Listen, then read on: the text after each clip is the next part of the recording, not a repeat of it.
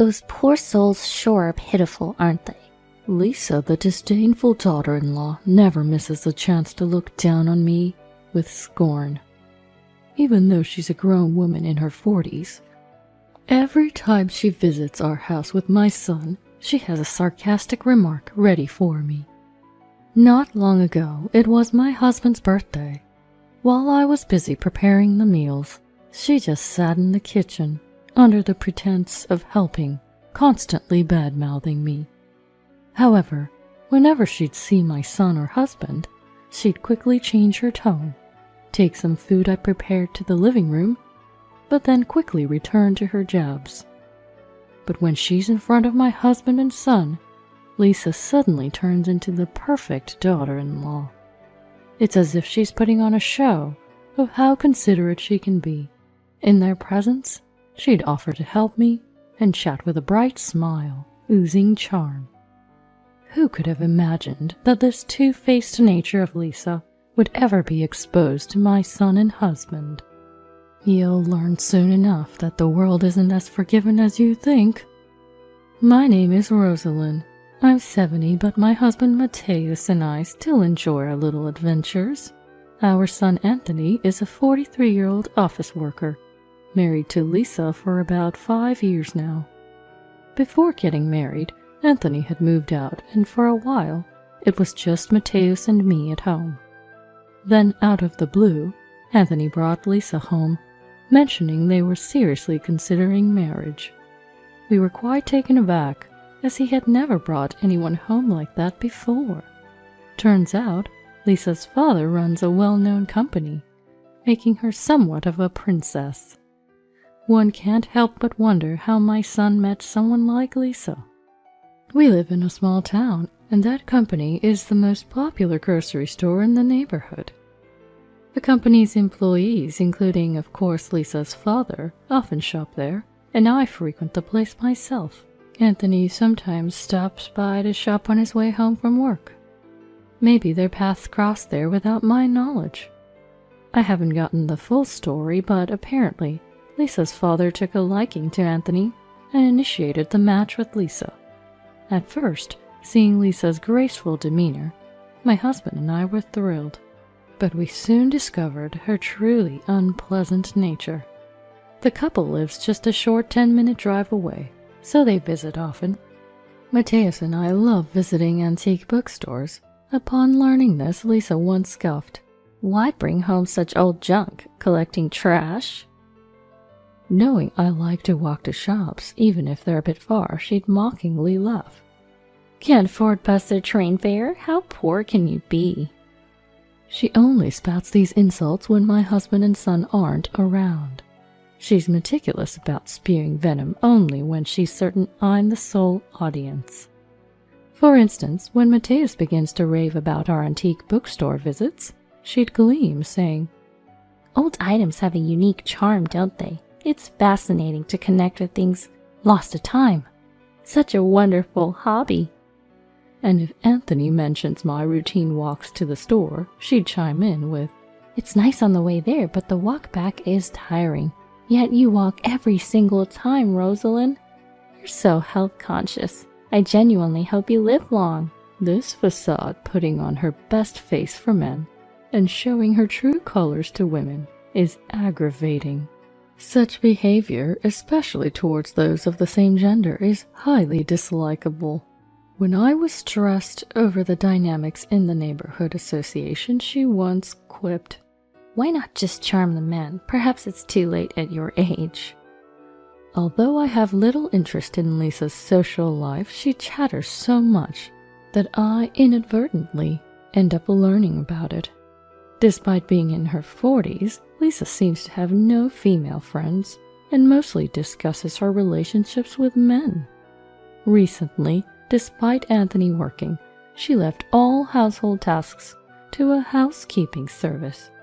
She spent her entire day with young men. Her defense? "I'm currently running a youth development seminar, teaching these young entrepreneurs the ropes of business management." From what I hear from Anthony, she barely understands her own family business, so what could she possibly be teaching these young businessmen? I've been concerned about Anthony's marital life, but considering his age, I felt it wasn't my place to probe. I've always turned a blind eye. Then one day, as I was about to head out shopping, Lisa called. It's quite rare for Lisa to call, so when my phone rang, an uneasy feeling took hold, but I answered. Hello, Rosalind? What are you up to? Probably nothing, right? Her tone, dripping with condescension, made my skin crawl, but I urged her to get to the point. I need you to swing by my house and collect a delivery for me. She chirped. At her sheer audacity, I considered hanging up, but no one to be walked over, I replied. Sorry, I'm headed to the store and then I have a neighborhood association meeting. Please handle your own deliveries. Her mood soured instantly. It's just some old folks gathering, isn't it? Drop that mundane chore and do me this one small favor.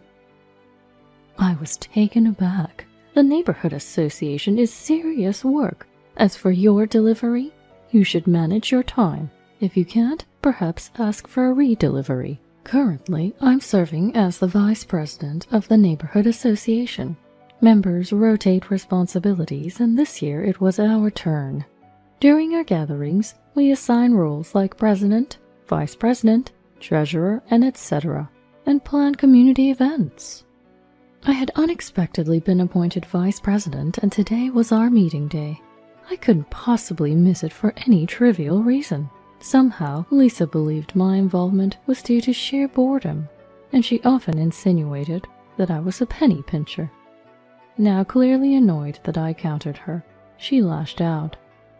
You could have just come over. I'm meeting friends and desperately want my highly sought-after cosmetics delivered today. Her trivialities weren't my concern, and I wasn't going to keep her precious item. As I reached the store, I tried to end the call. Lisa, frustrated that I wasn't doing as she wanted, snapped. You're so useless. Always busy for someone who claims to have no money. It's pitiful how poor and low class you are. And abruptly hung up. Hearing her say that infuriated me. However, calling back would only take more of my time, which would make me late for the upcoming meeting, so I decided to let it go. Days went by without any apology from Lisa, leaving me contemplating whether to tell Anthony about the incident. Instead, I decided to discuss it with Mateus first. Upon hearing my concerns, Mateus remarked, I thought so. I've sensed that about her for a while, but she's always so charming around me and Anthony. It seemed Mateus had his reservations about Lisa's character too. He never saw it firsthand, so he was unsure how to address it. What do you want to do, Rosalind? I'll support whatever you decide. I considered our options with Anthony's well-being at the forefront. If he was content in his marriage with Lisa, I didn't want to jeopardize that. Thus, I decided to keep an eye on things for now and not bring it up. When I told Mateus this, he simply nodded in understanding, suggesting, If Anthony ever has issues, he can always come to us for advice. With that, I decided to write it down in my diary, as I always do. A few days later, Anthony called. Apparently, Lisa's younger sister, Olive, was getting married. He wanted us to attend the wedding. Is that okay? He asked. I always had a good impression of Olive. Unlike Lisa, Olive was sweet and polite. She worked at her father's company, and we'd often chat whenever we ran into each other at the store. She always came to chat with me whenever she spotted me. She came to Anthony and his wife's wedding, greeting us warmly and showing proper manners to all other relatives. It's baffling how different two siblings can be. Hearing about the wedding made me just as happy as when my own son got married. My husband and I nodded in agreement and decided to casually ask our son about his married life with Lisa.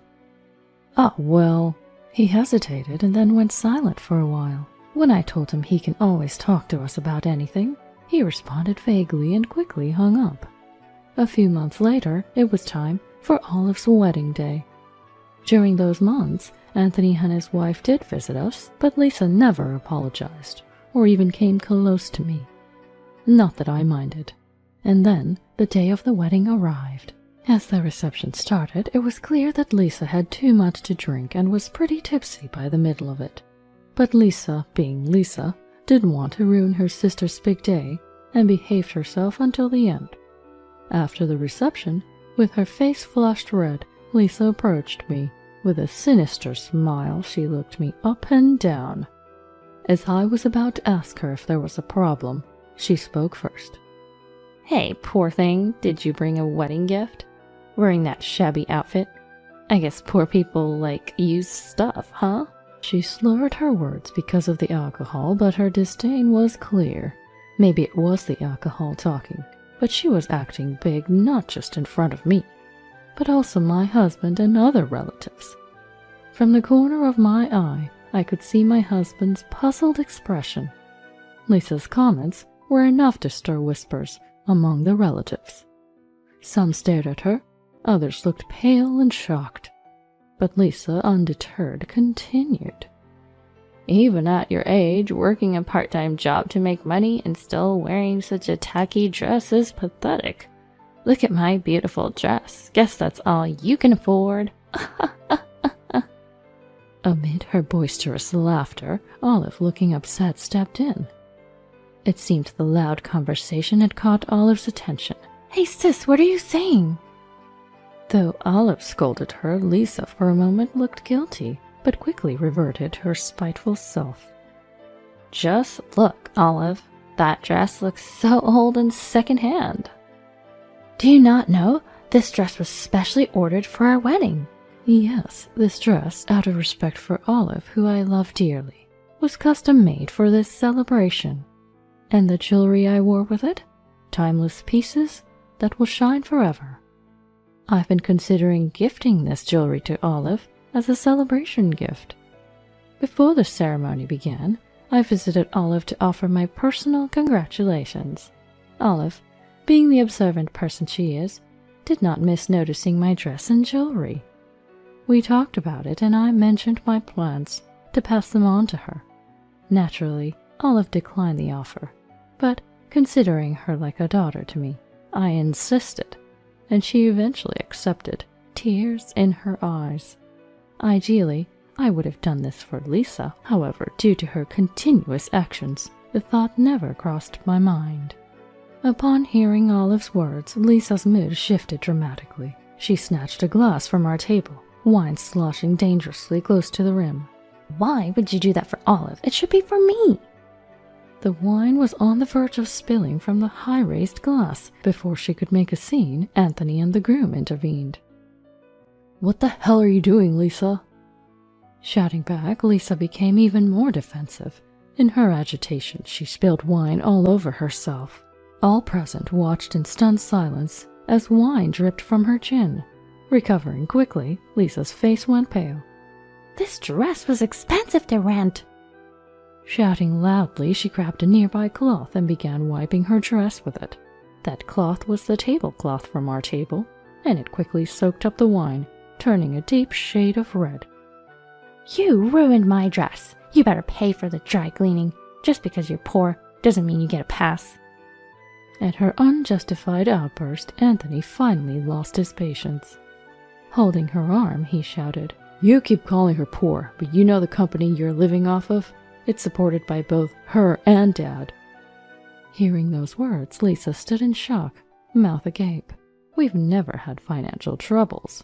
Before my husband retired, he worked for a major corporation, and while he was away, I took an interest in the stock market. But just studying it became mundane, so I started buying a little stock to get hands-on experience. Fortunately, I was able to profit from those stocks. Eventually, when our son got married, I decided to invest in the company of the two fathers from the dividends I had received over the years. I wasn't expecting anything in return. I just wanted to show my gratitude for all the help they've given our son. Almost everyone at the venue knew about my investment, so they all gave Lisa cold stares because of her recent rude behavior. Anthony was furious, and Olive looked distressed. Lisa took a few steps back, her eyes darting around. Lies. All lies. There's no way this poor woman could do that. Still referring to me as poor, Anthony clenched his fists in anger, ready to lash out, while Olive shook her head on the verge of tears. Enough, Lisa! You've never even worked a day in your life, and yet you're acting so rude to Rosalind and calling her poor. Do you know she's been helping my father's company to make sure they don't face any difficulties? My mom has always been planning for a future, yet you, behind closed doors, you've always treated her horribly. The venue fell silent, the cold glares directed at Lisa, the sympathetic looks for me. No one was on Lisa's side anymore. Perhaps sobered up by the situation, Lisa sank to her knees, head drooping. Anthony knelt beside her, and while we all thought he might console her, he instead said, "Lisa, this is the last straw. I want a divorce." She immediately looked up, refusing like a child. Holding on to Anthony's arm, Lisa finally broke down in tears. Everyone began to leave the scene. Some gave me concerned glances, while others looked away. While I caught glimpses of various reactions around me, I kept my gaze fixed on Lisa. Up to this point, Lisa hadn't apologized to me even once. Despite discussions of divorce with Anthony, she still hadn't said sorry. Anthony took Lisa to another room. She didn't even glance my way. Rosalind, I'm so sorry. I had no idea my sister was treating you this way. Olive said, tears welling up in her eyes. Seeing Olive continually apologize, on the verge of tears, honestly, it tugged at my heartstrings. You don't have to apologize, Olive. If anything, I'm sorry for ruining such a special celebration. Olive looked so down, and seeing that made me feel quite gloomy too. Sharing a look with the groom nearby, I decided to head to a separate room for a bit. Later, Olive and I had a brief chat before calling it a night. Since then, I've run into Olive a few times at the local grocery store. Every time we meet, her smile grows brighter, and that's a comfort. As for Lisa, she never did come to apologize. From what Anthony told me, when he broached the subject of divorce, Lisa put up a fight. However, he was firm, and she eventually signed the divorce papers. Following that, Lisa, having been evicted from the condo they shared, seemed to be planning to move back in with her parents. But her father, having witnessed her behavior at the wedding, severely reprimanded her, and it seems kicked her out of the family home too. When Anthony returned home alone the day after the wedding, my husband and I got the whole story about Lisa. I held back some details and only shared recent incidents, but both my husband and son were upset. Anthony probably reported it to his father-in-law. A few days later, both parents came to apologize. I assured them it was all water under the bridge and promised to continue supporting them with a smile. I'm not sure where Lisa is now. Anthony hasn't been in touch since the divorce. She's probably taken refuge with one of her male friends. A few years have passed since my son's tumultuous divorce, and he's found someone new.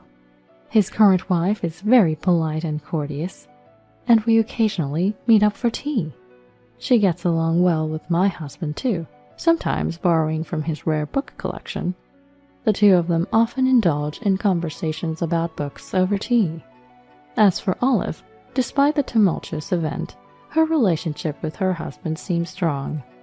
Just the other day, I heard she's expecting.